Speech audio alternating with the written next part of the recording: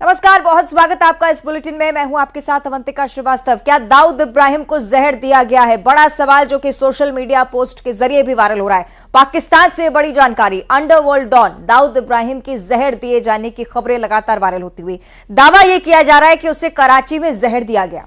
सूत्रों के हवाले से बड़ी खबर। हालांकि दाऊद को जहर दिए जाने की खबरों की किसी भी रिपोर्ट में पुष्टि नहीं हुई है। बताया जा रहा है कि जिस अस्पताल में दाऊद भर्ती है वहां कड़ी सुरक्षा रखी गई है। फ्लोर पर कोई भी मौजूद नहीं रह सकता, महज ऑफिशियल्स और हो सकता है कि सिक्योरिटी में मौजूद लोगों को पहुंचने की इजाजत दी गई हो। लेकिन दाऊद इब्राहिम भारत का सबसे बड़ा दुश्मन क्या पाकिस्तान के किसी अस्पताल में इसलिए भर्ती है क्योंकि उसे जहर दिया गया है? पाकिस्तानी मीडिया की अगर माने तो माना गया है कि अस्पताल में वो भर्ती जरूर है, लेकिन खबरें सोशल मीडिया पर चल रही हैं जहर दिए जाने को लेकर। पुष्टि अभी होना बाकी इस बात की क्या सच में दाऊद इब्राहिम को किसी ने जहर दिया है। आपको ये भी बताएं कि इंटरनेट सेवाएं वहां पर निरस्त कर दी गई हैं। हालांकि एक पॉलिटिकल रैली से भी इस पूरी खबर को जोड़कर देखा जा रहा था, लेकिन अभी भी संशय की स्थिति कि क्या इंटरनेट सेवाएं वहां पर निरस्त इसलिए हुई हैं कि दाऊद इब्राहिम की अस्पताल में भर्ती होने की खबरें लगातार सर्कुलेट की जा रही थी सोशल मीडिया पर।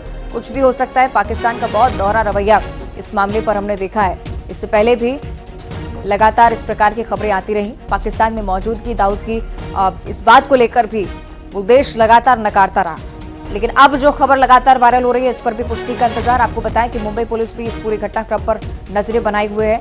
इंतजार किया जा रहा है कि आधिकारिक पुष्टि इस पूरे मामले को लेकर कहीं ना कहीं सामने आए। सोशल मीडिया की पोस्ट की अगर आप बात मानते हैं तो पुष्टि हालांकि नहीं है, लेकिन कराची में जहर दिया गया ये जरूर सर्कुलेट किया जा रहा है।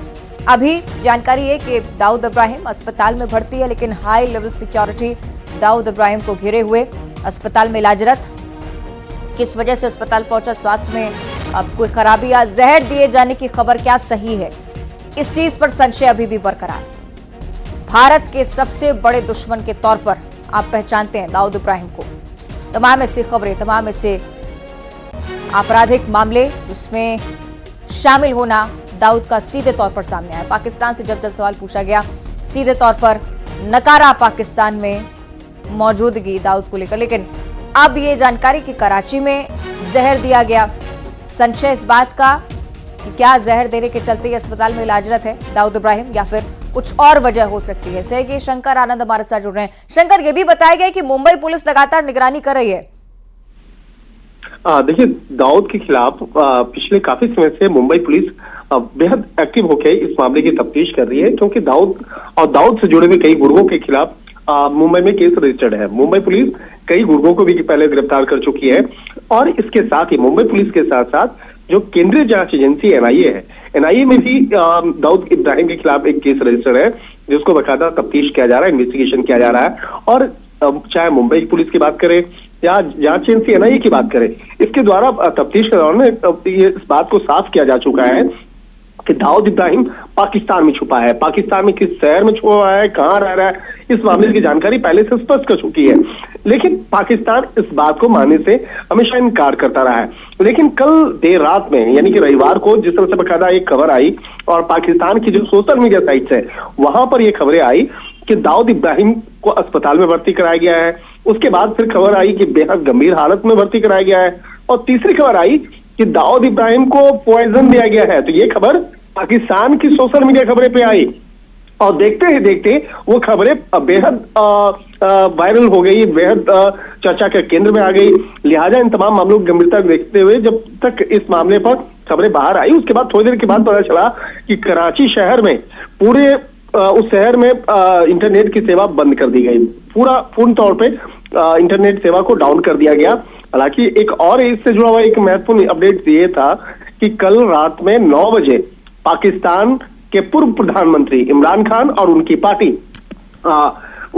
के द्वारा भी एक जो उनकी जो पार्टी है तहरीके इंसाफ यानी पीटीआई के द्वारा एक वर्चुअल रैली का आयोजन किया गया था। तो हो सकता है उस वजह से भी लेकर इंटरनेट डाउन किया गया होगा, लेकिन जो दाऊद को अस्पताल में भर्ती कराए जाने की जो खबर थी उस वक्त में इंटरनेट डाउन नहीं हुआ था, यानी कि वो खबर पुख्ता हो सकती है। लेकिन भारतीय जांच एजेंसियां, भारतीय खुफिया एजेंसियां करना पड़ेगा। बहुत शुक्रिया आपका फिलहाल जानकारी के लिए।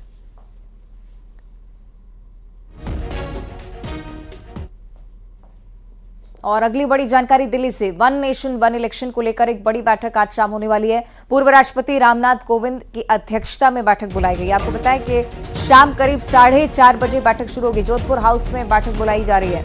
वन नेशन वन इलेक्शन जिसे लेकर एक कमेटी गठित की गई है। वो कमेटी लगातार इस बारे में चर्चा कर रही है कि आखिर अगर पूरे देश में वन नेशन वन इलेक्शन के फॉर्मूले को लागू किया जाता है तो क्या ये सफल रहेगा। एक और बैठक शाम को होनी है जिसमें अध्यक्ष के तौर पर आपको रामनाथ कोविंद ही नजर आने वाले हैं। तमाम सदस्य इस कमेटी में जितने भी लगातार कार्यरत हैं उनकी मौजूदगी आप देखेंगे। शाम 4:30 बजे बैठक होगी। जोधपुर हाउस में बैठक बुलाई गई है।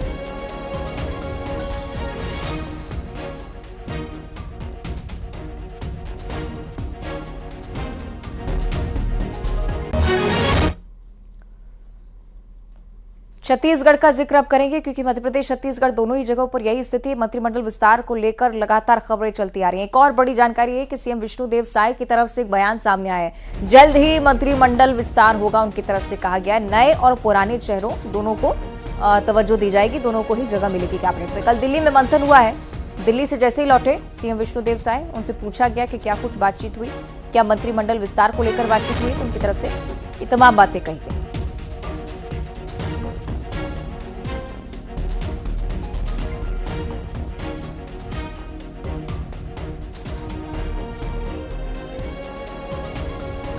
शाम को पहुंचे थे और सवेरे वापस आए।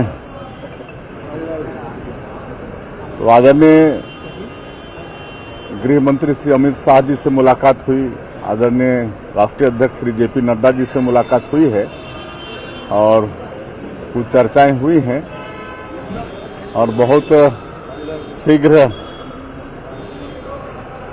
मंत्रिमंडल का गठन हो जाएगा।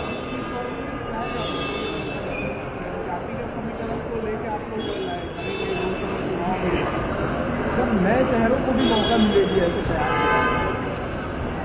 बिल्कुल, नए चेहरे भी और पुराने चेहरे भी सब मिला जुला के रहेगा। सर कब तक हो जाएगा नाम तय सर? विधानसभा सत्र के बाद या पहले सत्र? थोड़ा इंतजार करिए, बहुत जल्दी हो जाएगा। सर ये बहुत सारे जो किसान हैं सर वो चिंता में है कि जो आप लोगों ने घोषणा की थी सर 3100 रुपये देने का, तो जो किसान अभी धान बेच रहे हैं उनको उसी रेट पर मिलेगा क्या पैसा? ये बिल्कुल जो इस सत्र में धान बेच रहे हैं, मोदी की गारंटी में जो वादा हम लोगों ने किया है 3100 रुपये प्रति क्विंटल और 1 एकड़ में 21 क्विंटल, उसी हिसाब से उनको। सहयोगी तनु हमारे साथ फोन लाइन पर जुड़ रही हैं। तनु, कुछ हलचल जरूर नजर आई है शायद दिल्ली में और इसलिए साफ तौर पर सीएम भी कह रहे हैं कि जल्द ही लिस्ट भी जारी होगी कैबिनेट की। तनु, आपको आवाज मिल रही है? तनु, चलिए कोशिश करेंगे संपर्क उनसे करें।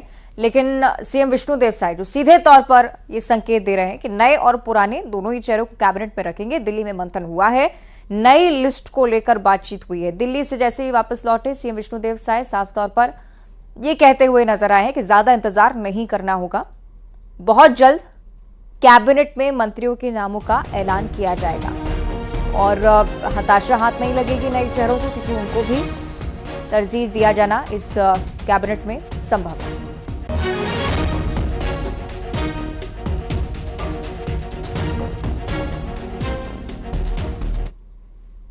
और अब देखिए खबरें सुपरफास्ट अंदाज में।